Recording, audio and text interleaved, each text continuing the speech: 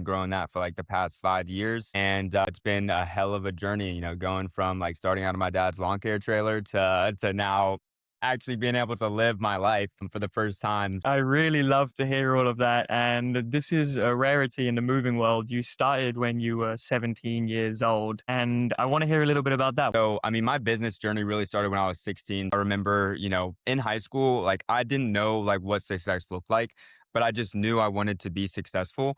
So I was like, damn. And then I was like, well, school really, I'm still broke. I'm still like, I thought I was supposed to like, this was supposed to do something for my life. But then once my sophomore year hit, I started flipping sneakers, selling firewood, doing whatever, like what pressure washing, drop shipping sites, moving, you I name it. I love was like, all right, if I'm going to cut my finger off doing this business, bro, I'm not doing it.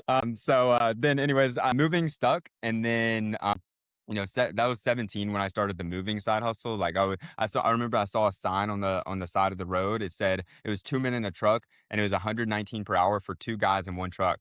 And when I saw that sign, I was like, yo, what, bro? 119 an hour just for two guys in a truck?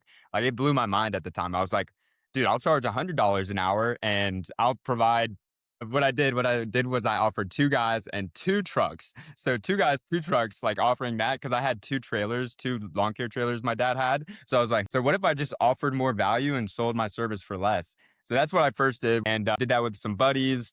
And after high school, I was like, yo, I was making like 10K a month by the end of high school, and I was flipping couches as well. So flipping couches and doing the moving business.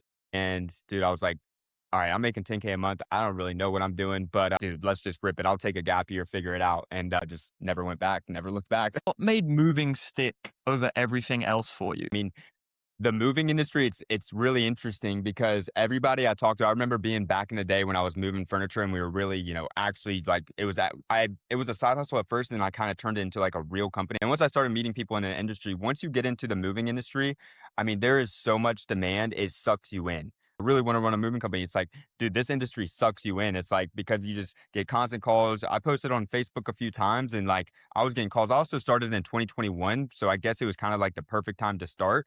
Low interest rates, everybody's moving, buying new houses, selling houses, So I remember just posting a few times in Facebook groups and I was getting calls off the hook. I was like, yo, I'm making like really good money just by like just posting a few times.